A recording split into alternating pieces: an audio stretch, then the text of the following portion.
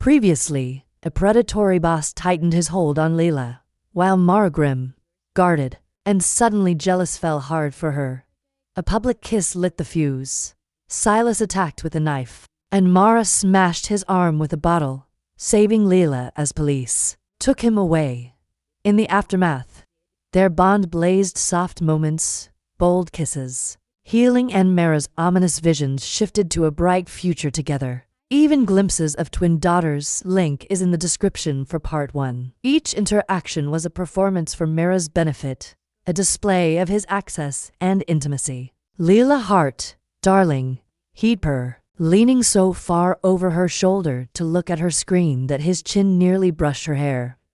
The kerning on that headline is just a touch off. You have such a good eye for these things. Come look at it from my office. The light is better.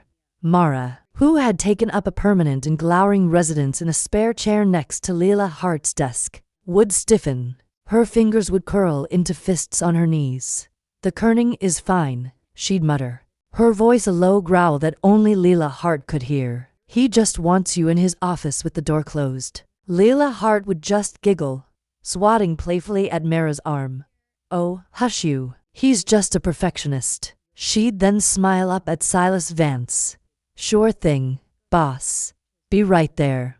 And Mara would be left to see, watching Silas Vance's triumphant little smirk as he led Leela Hart away. The possessiveness that had taken root in her chest was growing thorns, sharp and vicious. It was an unfamiliar, unwelcome feeling. Mara didn't do possessiveness. She didn't get jealous. She disposed of complications. She didn't fight for them. Yet here she was feeling a primal urge to mark her territory with her teeth. When Leela Hart returned, smelling faintly of Silas Vance's expensive clawing cologne, Mara's scowl could have soured milk. He was right. The light was better, Leela Hart said cheerfully. Dropping back into her chair, she nudged Mara's foot with her own. You're awfully quiet over there. Did you miss me? I was enjoying the silence, Mara grumbled, though the tension in her shoulders eased the moment Leela Hart was back within her sight line. Liar, Leela Hart sang, her eyes sparkling with mischief. She was enjoying this. She was enjoying her Mara's dark, brooding presence, her growled threats, the way her eyes tracked Silas Vance with unabashed hostility. Leela Hart found it all endlessly entertaining. It was a game to her, a thrilling drama, and she was the coveted prize. She leaned in, close, her voice dropping to a whisper that was just for Mara. Her breath tickled Mara's ear. You know, for someone who claims to not care, you get awfully tense when Silas Vance comes around. She poked Mara's cheek right where she had kissed her. Your jaw gets all tight right here. It's cute. Mara recoiled as if electrocuted, swatting Leela Hart's hand away. I am not cute, she hissed, her cheeks flushing. The word was an affront. I am terrifying. People cross the street to avoid me. Small children cry. Leela Hart's grin only widened. She was utterly fearless in the face of Mara's fox ferocity. Absolutely terrifying. A real big bad wolf. She poked her again, this time in the shoulder. But you're my big bad wolf. And you're jealous. I am not jealous, Mara insisted, the denial coming too fast, too sharp. I am strategically concerned. My vision clearly indicates he is the primary threat. My focus is on threat assessment and neutralization, not on some petty emotional. She trailed off, flustered as Leela Hart's expression softened into something unbearably fond.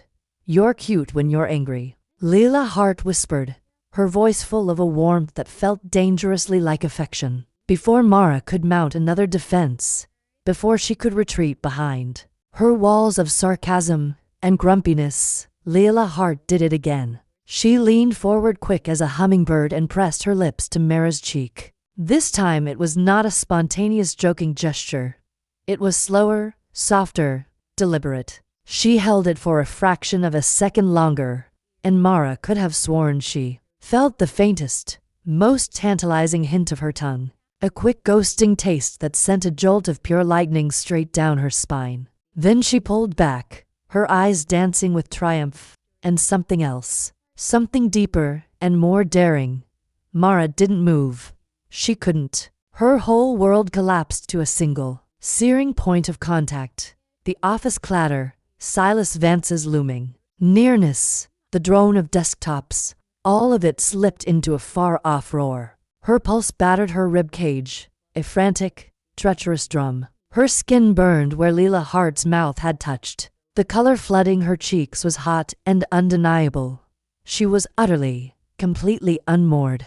Her mind, usually razor-sharp and precise, dissolved into a scrambled haze of static and sensation. She parted her lips to speak, to snap, to say something that would restore the natural order between them. Where she was the fearsome herald of disaster, and Leela Hart was the irritating ray of sunshine. Only a strangled, wordless noise emerged.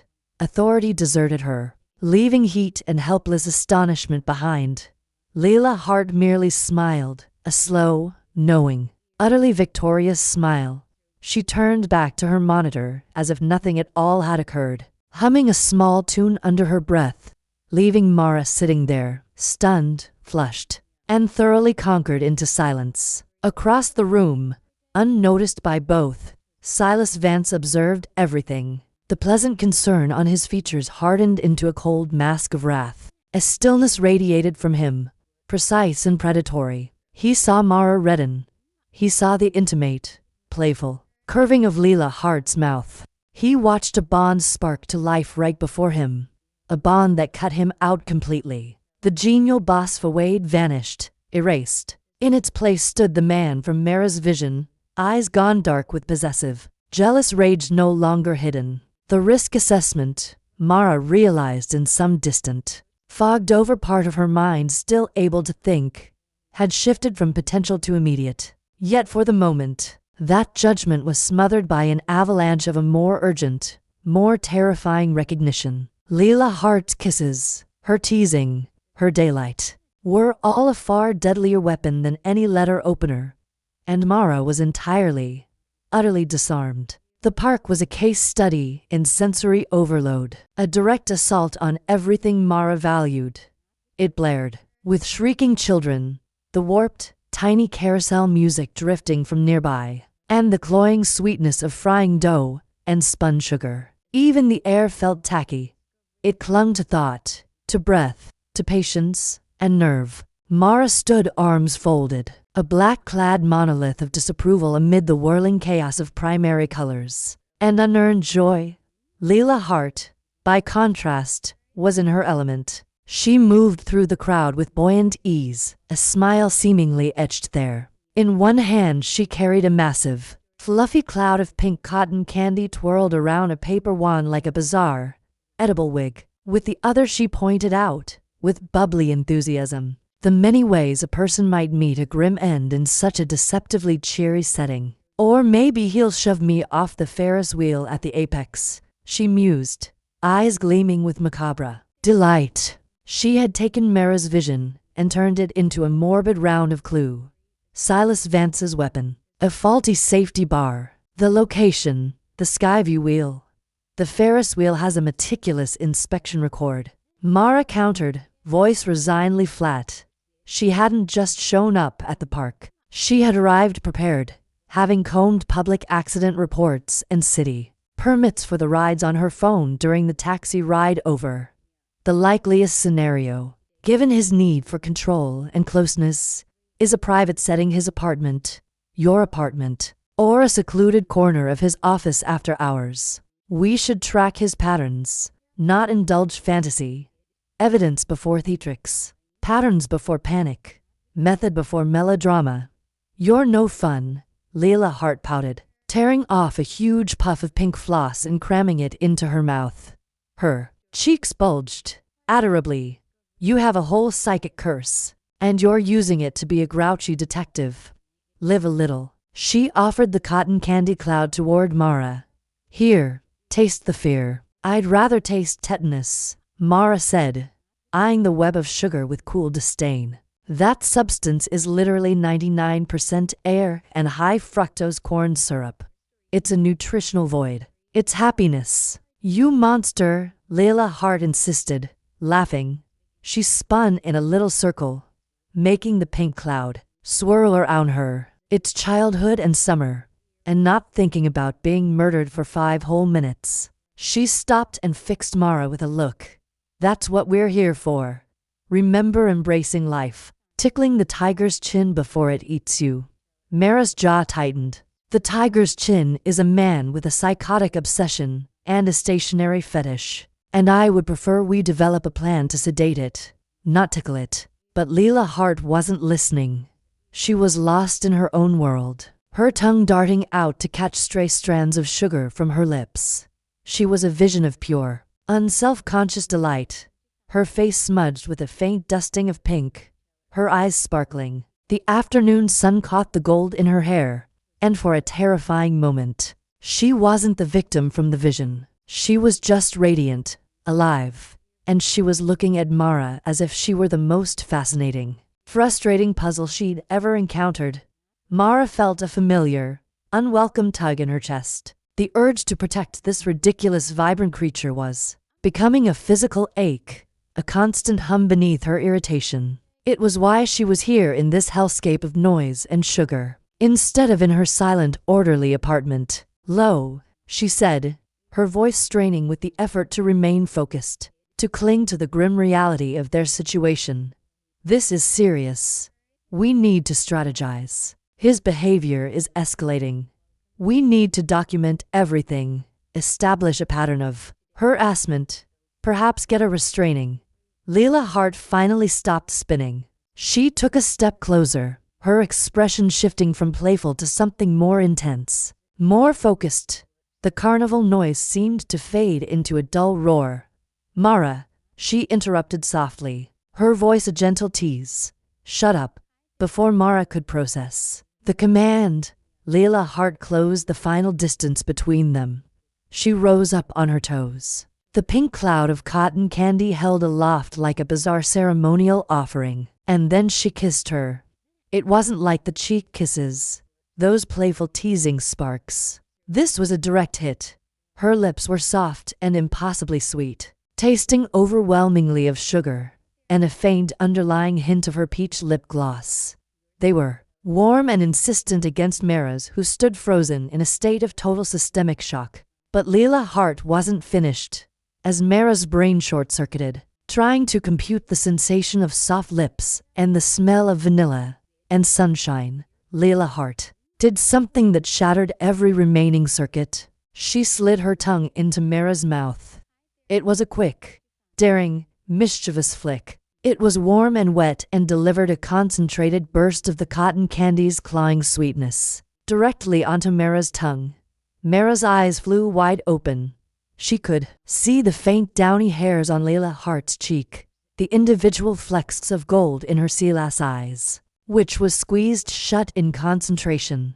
The world, the screaming children, the carousel music, the entire ridiculous carnival vanished. There was only this, the shocking intimacy, the blatant, brazen claim, the taste of pure, unadulterated Layla Hart, sweet, bold, and utterly intoxicating.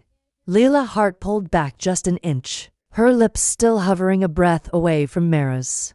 Her own eyes fluttered open, glazed with a mix of nervousness and triumph. A tiny, sticky string of pink sugar connected their lips for a second before breaking. "See," Layla Hart whispered, her voice husky and a little breathless. "Now you can taste the candy, too." That broke the spell. The shock melted away, burned up in the sudden infernoid heat that roared through Mara's veins. The careful control, the analytical distance, the grumpy exterior. It all vaporized in an instant, consumed by a raw, primal hunger she didn't even know she possessed. A low, possessive growl rumbled in the back of her throat. Her hands, which had been hanging uselessly at her sides, snapped up. One cupped the back of Layla Hart's head, tangling in her soft blonde hair. The other arm wrapped around her waist, pulling her flush against her body, erasing any last bit of space between them. "Not enough," Mara growled, her voice a dark, ragged thing. "I need another taste."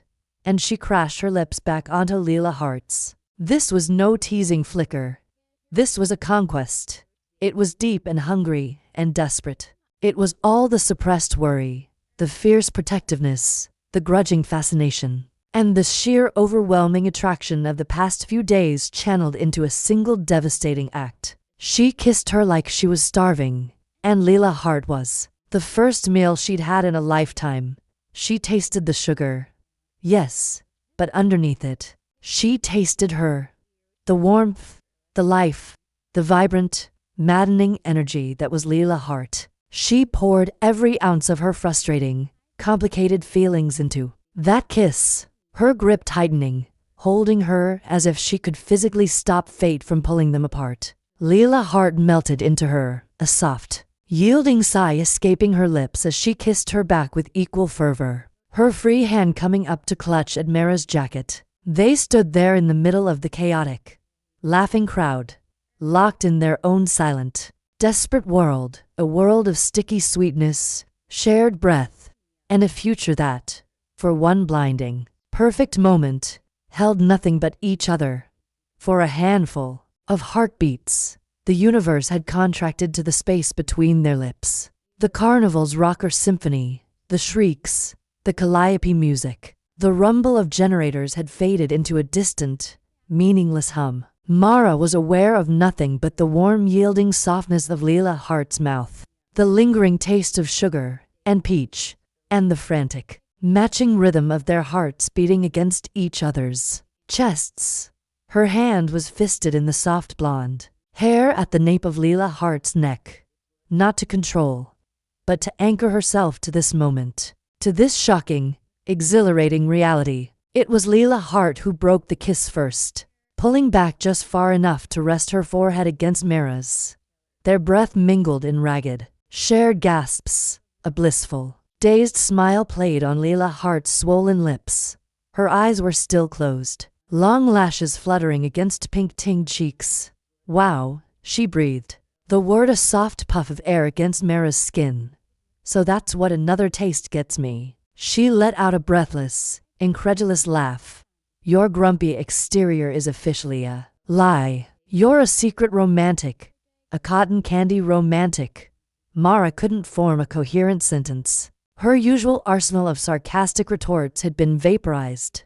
All she could manage was a low, rough sound in the back of her throat, her thumb stroking a slow, hypnotic circle on Leela Hart's hip bone where her jacket had ridden up. She felt unmed, terrified, exhilarated. The carefully constructed walls around her heart lay in smoking ruins, and she had no idea how to rebuild them, or if she even wanted to. It was in this vulnerable, defenseless silence that the world came crashing back in, not as a gradual return of sound, but as a single, shattered shard of fury.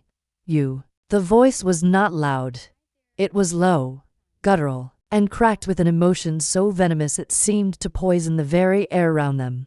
It was a sound stripped of all pretense, all practiced charm. It was pure, undiluted hate. Mara's head snapped up, her body instinctively shifting, turning to put herself between Leela Hart and the threat. Her soldier's reflexes, long dormant, surged to the forefront.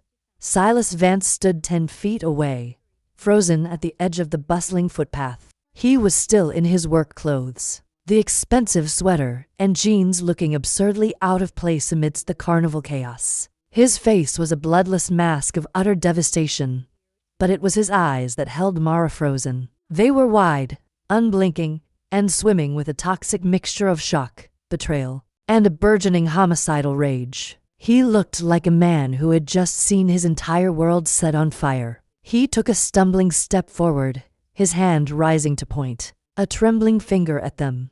The movement was jerky, uncoordinated. You, he repeated, his voice gaining volume, becoming a ragged scream that cut through the carnival's cheerful noise. People nearby turned to stare, their smiles fading into confusion and alarm. You bitch. The word wasn't aimed at Mara. It was aimed squarely at Leela Hart, who had flinched back, her dazed happiness replaced by wide shock. Silas Vance, she stammered. her voice small and confused. What are you? All this time, he shrieked, advancing on them now, his movement stiff with rage. All this time, I thought you were shy, that you were playing hard to get, that you needed time. I gave you space. I gave you gifts.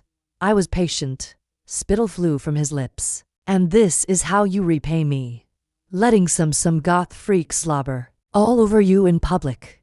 You're a lying, teasing. Mara felt Leela's heart tremble against her. The awful public cruelty of the words was a physical blow. Leela's heart's face crumpled, not in fear yet, but in heartbroken disbelief. Silas Vance, no, I never. You're my boss. I never led you on. Don't lie to Emmy, he roared, his face purpling. The handsome features were now twisted into something monstrous and unrecognizable. The mask of the nice, caring boss was not just off. It had been shattered. All those smiles, all those laughs. You came to my office. You ate the lunches I bought you. You were mine. You were supposed to be mine. His logic was a deranged circular prison. Every professional courtesy, every basic kindness he had offered had been twisted in his mind into a romantic promise. A contract she had now violated. His obsession was a feedback loop of his own creation, and they were trapped inside it with him. Mara's own shock crystallized into a cold, lethal fury. She gently, but firmly pushed Leela's heart behind her, stepping fully into Silas Vance's path. Her voice, when it came, was not a scream. It was low, measured, and carried the cutting edge of a razor. You will take one step back, she said, each word dripping with icy venom. You will lower your voice, and you will never speak to her like that again. You are her employer, not her owner. Your delusions are not her responsibility. Silas Vance's wild eyes snapped to her, and the full force of his hatred focused into a beam of pure malice. You, he snarled, his voice dropping into an intimate, terrifying whisper. This is your fault. You poisoned her against me. You slithered your way in with your weird, gloomy act. What did you do? Hypnotize her, drug her. He took another step closer, his breath coming in ragged pants. The smell of his expensive cologne was now mingled with the sour tang of sweat. She would have come to me eventually. She would have seen we were meant to be. You stole her. You defiled her. Behind her, Mara felt Leela's heart begin to cry. Soft, horrified sobs. Silas Vance, please stop. You're scaring me. You should be scared. He screamed, his focus swinging back to her, his finger jabbing the air. You betrayed me. After everything I did for you, I built a place for you.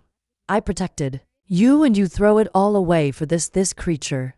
Mara saw it. Then the final piece of the vision click into place. This wasn't just about rejection. It was about a narcissistic injury so profound it could only be cleansed with violence. She had not just taken his object of desire. She had shattered the perfect image of himself he saw reflected in Leela's heart's obedience. Leela's heart doesn't owe you a damn thing, Mara said, her voice rising now, matching his intensity, but without the hysterical edge. It was the voice of a prosecutor delivering a closing argument. Your behavior is deranged and amounts to harassment. We will file a formal complaint with HR and the police. Every sentence you've uttered here proves your instability. Now stay away from us. The words HR and police seared into his mind like a hot iron. To him, it was the ultimate betrayal, personal and professional. It threatened the carefully engineered life he'd built. Something in his gaze fractured. Rage surged, drowning out reason and self-preservation alike. The man evaporated and the creature from Mara's vision surfaced in his place. You think you can take her from me, he breathed, a terrible, icy certainty settling in his tone. It was more terrifying than any shout. You think you can steal what's mine and walk away. His hand slid into the pocket of his designer denim. When it came out, it gripped not a letter opener but a slim, sleek, horribly familiar silver utility knife, the kind meant for boxes and precise cuts. The blade slid out with a soft metallic snap, That roared in the sudden hush encircling them. A woman nearby gasped. Someone else cried out. "If I can't have you," Silas Vance said, voice now dead flat, chilling. His stare locked on Leela Hart with a possessive finality that made Mara's blood drop to ice. "Then no one will." He lunged not at Mara but straight for Leela Hart's throat. The vision had arrived, embedded in the present, and it was her fault. He'd snapped right after the kiss. Time didn't slow. It splintered. A breath ago, Silas Vance stood like a statue of monomaniacal fury. The silver blade a bright shard of lethal promise in the afternoon light. The next instant, he became a projectile of pure hatred, crossing the short, grassy span with the mad speed of psychotic momentum. His target was not Mara. She was an obstacle, a non-entity. His world had shrunk to the space between the knife point and the vulnerable column of Leela Hart's throat. Mara's body moved before her mind could coin a single coherent thought. Weeks of grim study, visions of blood and blame, the simmering, possessive fury, everything fused into one lightning-fast imperative. Intercept. No weapon, no plan, only the environment. Her eyes trained by years of cynical noticing and sharpened by a new, ferocious protectiveness scanned, rejected, decided in a microsecond. A crushed popcorn tub, a stray soda can, a young man frozen in place, gripping a half-empty bottle of craft beer. Only one option. As Silas Vance's arm swept in a vicious, slicing arc toward Leela Hart, who stood rigid with a silent scream carved into her face, Mara moved. It was not elegant. It was brutal. Desperate efficiency. She shoved Leela Hart hard, knocking her stumbling clear of the attack line. In the same instant, her hand shot out and ripped the bottle from the stunned man's grip. No time for apology or explanation. There was only the physics of violence. The glass was cool and wet in her palm. She didn't swing it like a club. She drove her whole body through it, a tight, controlled, viciously precise upward strike, aiming not for his head but the knife arm. The sound wasn't cinema's glamorous shatter. It was a thick, ugly, wet crunch thump as the heavy bass smashed into the bones of Silas Vance's forearm. It was the amplified, horrifying crack of a wishbone driven past breaking. A mist of warm beer and glittering shards hung in the air. Silas Vance's scream wasn't rage. It was pure, shocked agony, a high, animal sound torn raw from his throat. Nothing like the human fury of moments earlier. The knife flew out of his spasming, ruined fingers and stuck point down in the soft earth. His momentum stopped hard.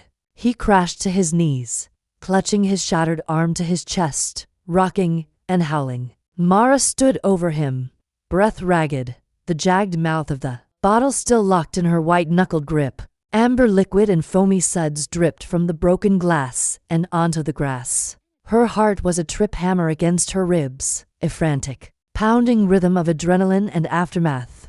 The world, which had narrowed to a tunnel focused on Silas Vance, began to flood back in with overwhelming clarity. The screams of the crowd, real screams of terror now, not joy. The frantic shouts of carnival workers, the blaring of the calliope music still playing its mindlessly cheerful tune. A grotesque soundtrack to the violence. The smell of spilled beer, of trampled grass, and underneath it the coppery tang of blood. Silas Vance's from where the glass had bitten into his arm, and a thin trickle from a small cut on her own hand, and then a weight against her back. Leela Hart. She crashed into Mara from behind, her arms wrapping around her waist in a vice-like grip, her face pressing into the leather of her jacket. She was trembling violently, her entire body shaking with great silent seismic sobs. Mara could feel the dampness of her tears through the material. "Shush," Mara murmured, the sound rough and unfamiliar. It was meant to be soothing, but it came out as a command. She dropped the broken bottleneck, her hands coming up to cover Leela Hart's, holding them tightly against her stomach. She could feel the frantic rabbit beat of Leela Hart's heart against her back. "It's over. He's done." Sirens wailed in the distance, growing rapidly closer. Someone had called the police. Of course. They had. The scene was a spectacle. A weeping woman, a kneeling man cradling a broken arm and sobbing in pain, and Mara standing tall and fierce between them, her expression a mask of cold fury only just beginning to soften into shock. The police and paramedics arrived in a whirlwind of flashing lights and shouted orders. Silas Vance was quickly surrounded, his cries of pain shifting back to slurred, venomous curses directed at them as he was handcuffed carefully due to his injury, and read his rights. The knife was bagged as evidence. Witnesses were gathered, their voices overlapping in excited, horrified accounts. Through it all, Leela Hart refused to let go of Mara. She clung to her as if she were the only solid thing in a world that had suddenly tilted off its axis. Mara answered the officer's questions in a clipped, monotone voice, her arms still wrapped protectively around Leela Hart's, who buried her face deeper, unwilling to look at Silas Vance, unwilling to let go. It was only when the immediate chaos had subsided, when Silas Vance had been loaded into an ambulance for his arm, not out of compassion, and the police had taken their initial statements, that a terrible icy clarity settled over Mara. The vision, it had played out with terrifying accuracy, yet with one crucial miraculous deviation: the weapon, the location, the jealous rage, the blame that had begun to form on the faces of the crowd as they pointed, not at her, but in her general direction, a confusing mix of fear and admiration for the woman with the bottle. She turned slowly within the circle of Leela Hart's arms. Leela Hart finally looked up, her face stirred with tears and mascara, her eyes redrimmed and shell-shocked. Mara looked down at her, and the words came out, bitter and laced with a self-loathing, so profound it stole her breath. They were not for the police. They were not for the gawking crowd. They were a confession for Leela Hart alone. "So this is how it happens," she whispered, her voice roar. "This is how your death would have been my fault." She swallowed hard, the truth of it, a physical pain in her chest. "I was kissing you right here in public where he could see. I was the spark. I gave him the reason to snap." She had been so focused on the weapon, on the act itself, that she had missed the true trigger in her vision, her own actions. The blame she saw wasn't for the murder. It was for causing it, for being the catalyst. Leela Hart's trembling slowly stilled. She searched Mara's face, seeing the torment there, the grim acceptance of a fate she had tried and failed to avoid. The horror in her own eyes softened, replaced by a fierce, surprising tenderness. She reached up, her fingers gentle as they brushed a stray strand of hair from Mara's forehead, her touch a stark contrast to the violence of minutes before. "No," Leela Hart said, her voice husky but firm. She shook her head, a slow, deliberate motion. "You stopped it." She leaned forward, pressing her forehead against Mara's, her eyes closing. "You saw it, and you stopped it." Her hands came up to frame Mara's face, forcing her to meet her gaze. The connection was electric, an anchor in the storm. "It's over now," Leela Hart whispered, her thumb stroking Mara's cheek, smearing a tiny spot of blood she hadn't even known was there. A small, watery, but incredibly brave smile touched her lips. "It's over, my grumpy baby. You saved me." And in that moment, with the sirens fading and the crowd dispersing, held in the gaze of the woman she had been cursed to see die, Mara Volkova felt the terrifying, unshakable foundation of her entire worldview. A world of isolated control and predetermined doom crack open, and something new, something fragile and fiercely hopeful begin to grow in its place. The days that followed Silas Vance's arrest were a study in surreal contrast. There was the grim procedural aftermath, giving official statements to detectives, the sterile meetings with lawyers, the careful navigation of the HR investigation at Leela Hart's firm. That world was one of paperwork, whispered conversations, and the lingering cold shadow of what had almost been. But Leela Hart, true to her word, refused to let that shadow define them. With the immediate threat mooted, Silas Vance remanded into custody, denied bail due to the violent nature of his attack, and the wealth of witness testimony. She became a woman possessed. The brush with mortality hadn't scared her into hiding. It had lit a fuse. And so the other half of their life became a riotous technical counter-offensive against doom. It was Leela Hart's bucket list blitz, and Mara was her captive grumbling conscript. It began with karaoke. The place was a dive bar that smelled of stale beer and industrial cleaner. The kind of place Mara would have cross-referenced with health code violations before even considering entry. Leela Hart, however, marched in like she owned it, dragging a mortified Mara behind her. "This is a biohazard," Mara stated, eyeing a sticky patch on the floor with profound distrust. "It's got character," Leela Hart chirped, already scanning the binders of song choices. "Ooh, they have the full Disney catalog." "No, wait. We need something with passion. Something with a key change that shatters glass." Mara sank into a vinyl booth, wishing for invisibility. "My singing voice has been described as a haunted foghorn. I will be an accessory to auditory assault." Leela Hart ignored her, scribbling a song title on a slip of paper with a fluffy pom-pom pen she produced from her bottomless bag. When her name was called, she bounded onto the small lit stage, grabbing the microphone with the gravitas of a rock star. The opening synth chords of a power ballad Mara vaguely recognized filled the room. Leela Hart closed her eyes, took a deep breath, and began to sing. It was terrible, truly breathtakingly awful. She was wildly off-key. Her timing was a mere suggestion, and she put dramatic, heartfelt emphasis on all the wrong syllables.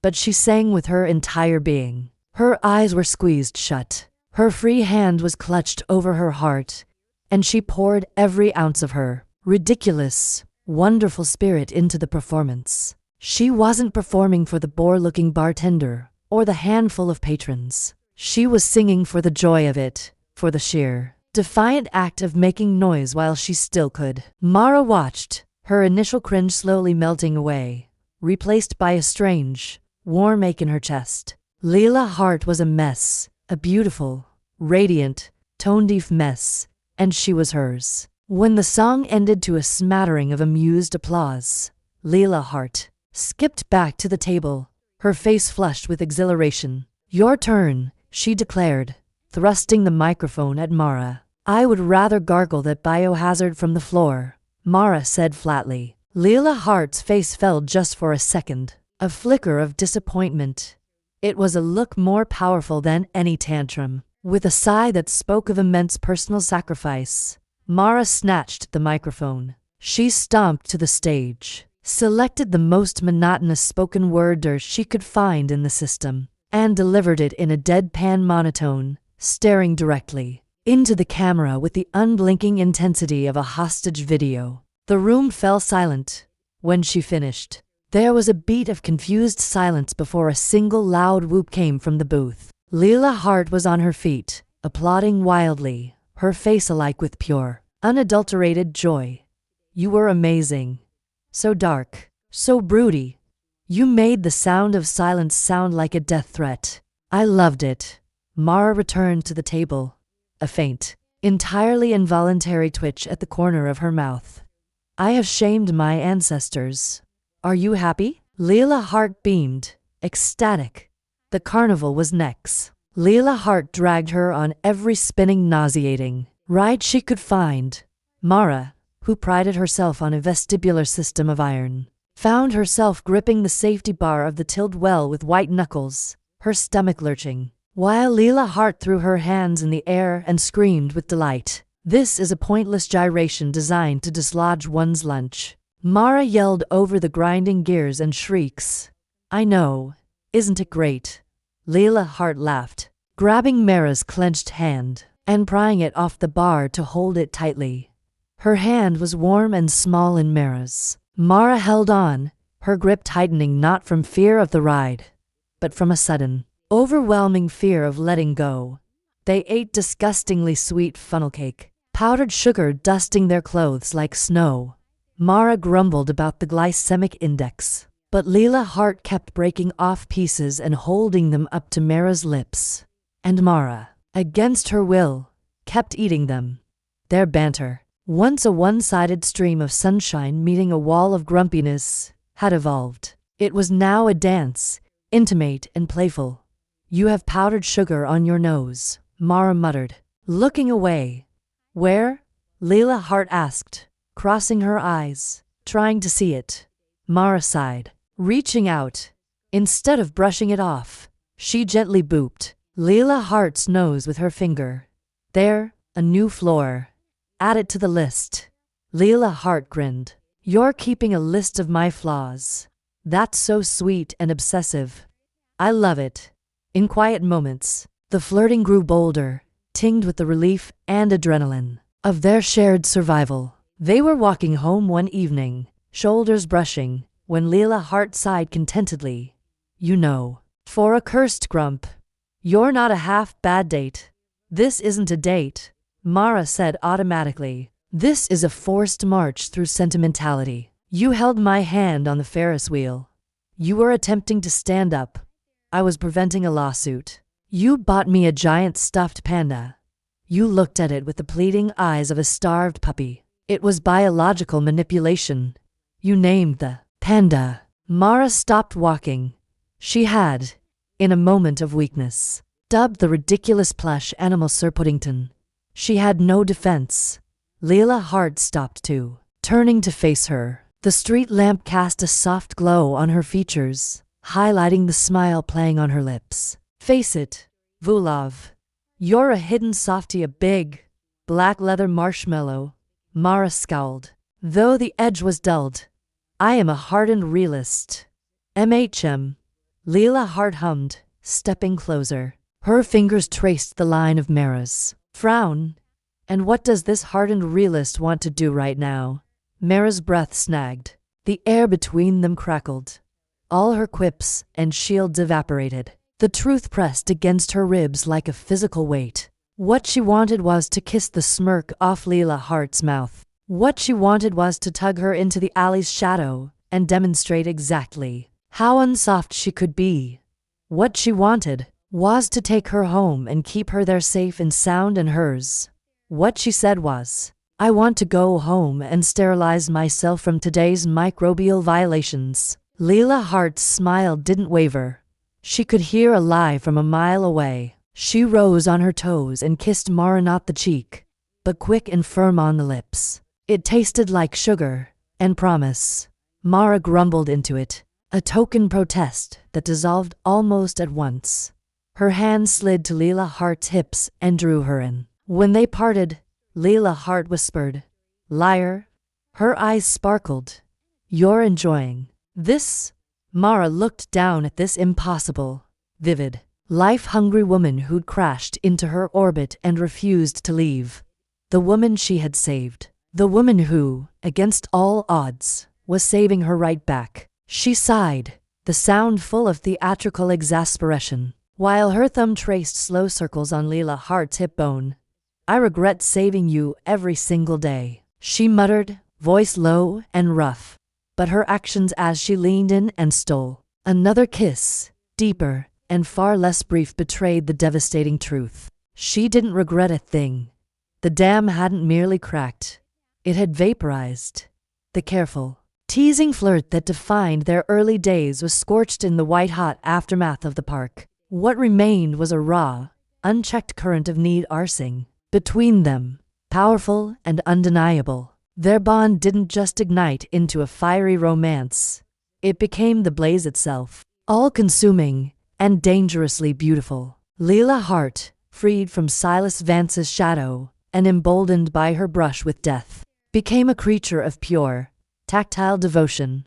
She was a whirlwind of touches, kisses, and murmured vows, taking wicked delight in dismantling Mara's formidable public composure. In the sterile, fluorescent grocery aisle, mid-debate over organic versus conventional avocados, Leela Hart would suddenly still, mischief lighting her eyes. "What?" Mara would grumble, sensing the shift. "Nothing," Leela Hart would sing, lilting. "I just really like you." Then, heedless of onlookers, she'd dip and press a soft, lingering kiss to the strip of skin above Mara's waistband, where her shirt had ridden up. Mara jolted like she'd been zapped, a fierce blush racing over cheeks and throat.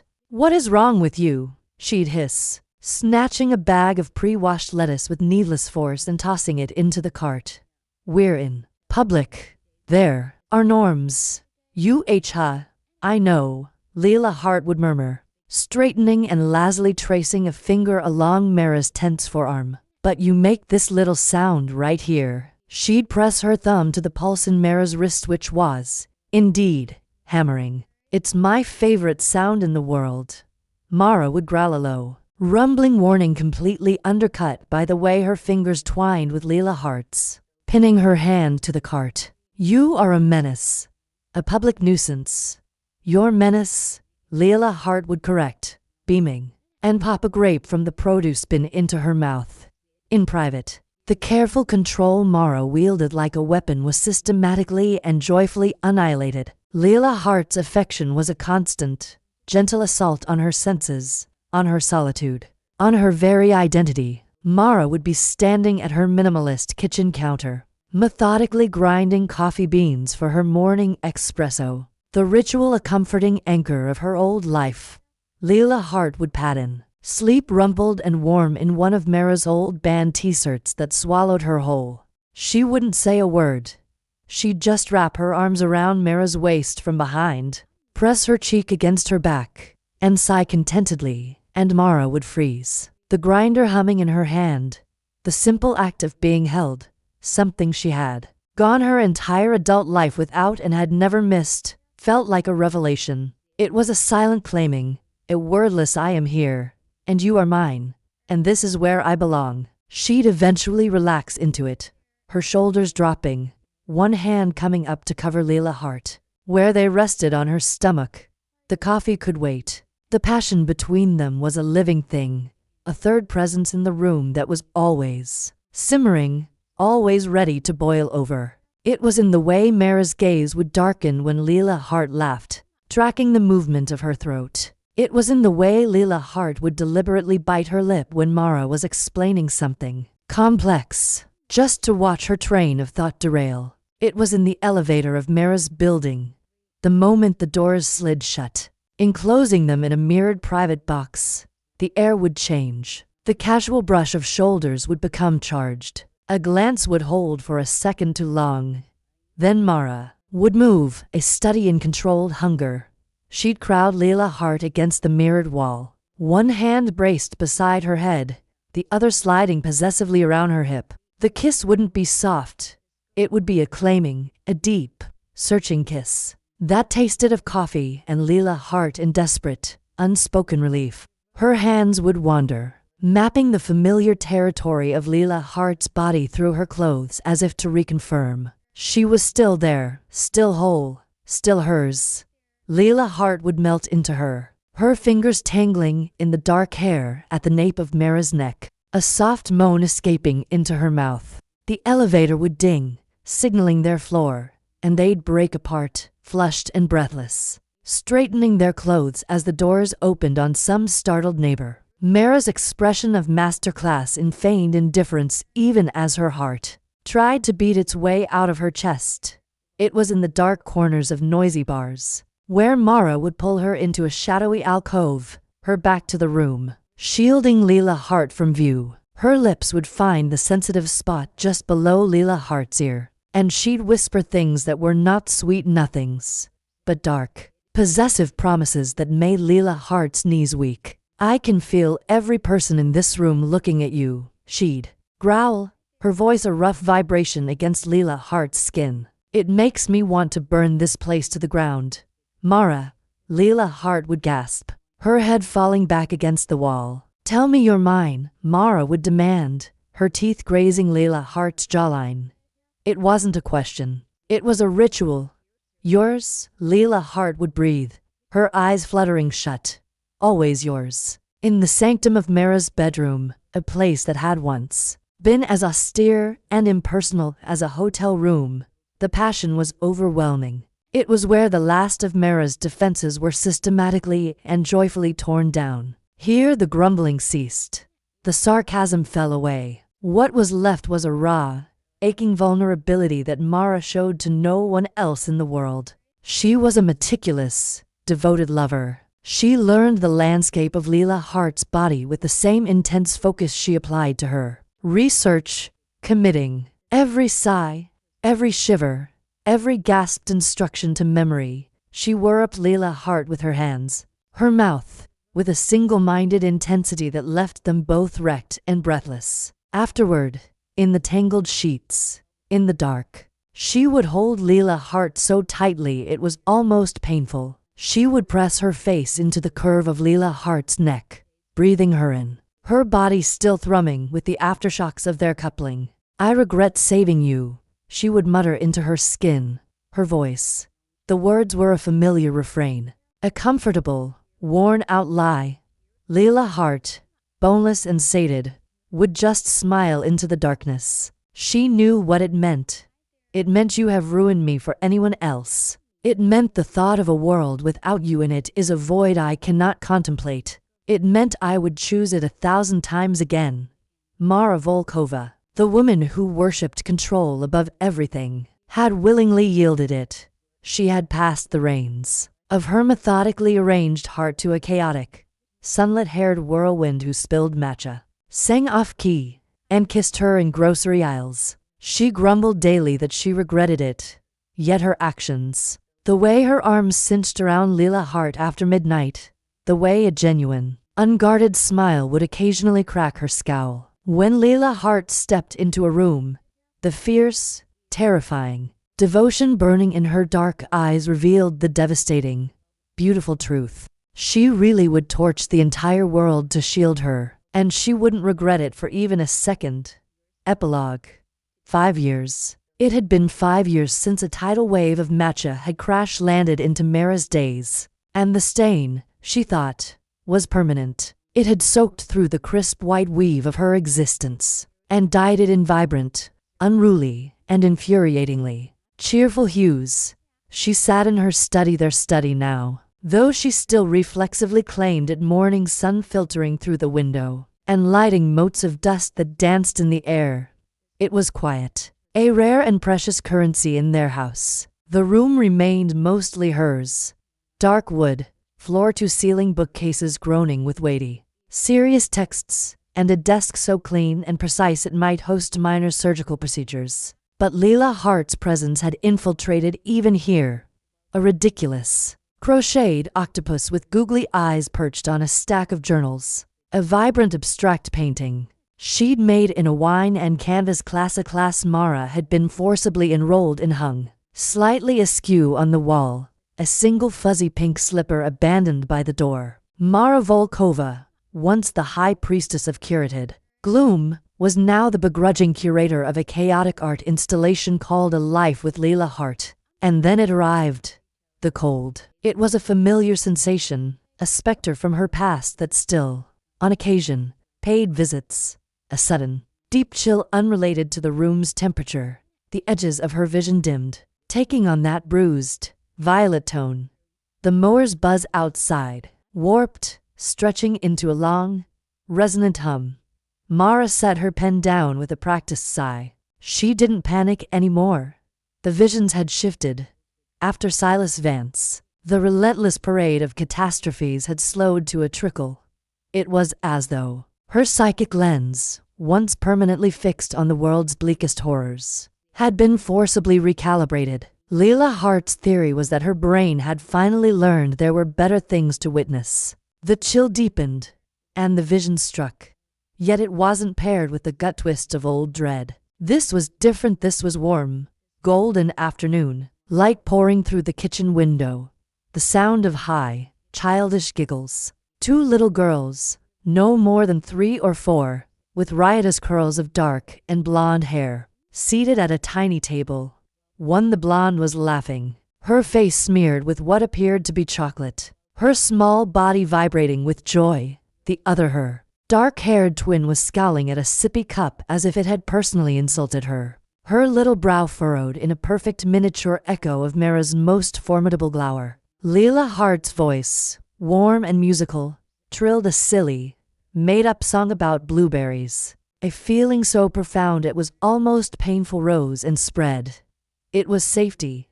It was belonging. It was love so vast and deep it felt like arriving home. The vision snapped away as quickly as it came. Mara remained frozen not in fear, but in unfiltered, astonished shock. Her heart wasn't thundered by terror. It was swelling, aching with a tenderness so fierce it stole her breath. The cold dread had vanished, replaced by a lingering golden warmth that seemed to glow down in her very bones. And she knew exactly why at last.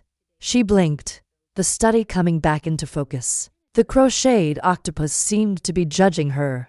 Absolutely not, she muttered to the empty room, her voice a little unsteady. No, that's a glitch. A neurological misfire brought on by prolonged exposure to rainbows and optimism. It's a side effect. But the image was burned onto her retinas.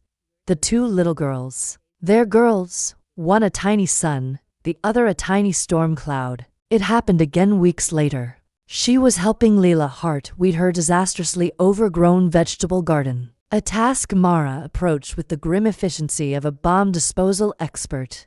The chill. The purple haze, the dark-haired twin, the one with Mara's stormy eyes, was having a full-blown silent tantrum in the middle of the living room rug. Her little arms were crossed, her lower lip thrust out in a world-class pout. Leela Hart was kneeling nearby, speaking in soft, coaxing tones, utterly ignored. Then Mara walked into the vision. She didn't say a word. She just stopped, raised a single eyebrow, and fixed her daughter with the look. The one that could make CEO sweep. The little girl's pout trembled. She uncrossed her arms, shuffled over to Leela Hart, and muttered, a muffled, "So, Mamar." Then she turned and lifted her arms imperiously to Mara, demanding to be held. Mara, her vision self, scooped her up without a word, and the little grump buried her face in her neck, finally calm. She only ever listened to Leela Hart, but she only ever sought comfort from Mara. The vision faded. Mara stared down at the innocent-looking dandelion she was holding, her mind reeling. Unacceptable, she grumbled, yanking the weed out with excessive force. My own psychic powers have become sentimental. It's a betrayal of my entire brand. Leela Hart looked up from her patch of tomatoes, her face smudged with dirt. Did you say something? My little storm cloud. I said, your horticultural skills are betrayal of nature itself. This is chaos. There's no rose. It's anarchy with mulch. Leela Hart just laughed. That same sunbeam laugh that had first jolted Mara's heart back to life. But it's happy chaos. The final, most damning vision came on an ordinary Tuesday. Mara was trying to read a particularly dense economic forecast, a task she usually relished. The chill came, but it was barely a shiver now, more like a greeting. The blonde twin, the bubbly one, was following Vision Mara round the house. Wherever Mara went, the little shadow was there, a step behind, mimicking her every move. But Mara adjusted her reading glasses. The little girl, who was wearing a pair of plastic lensless frames, pushed hers up her nose. Mara sighed in frustration at a messy bookshelf. The little girl put her hands on her hips and shook her head at a crooked teddy bear on the floor. Skin in perfect imitation vision. Mara turned, looked down at her miniature echo, and her face, Mara's own face, did something incredible. It softened.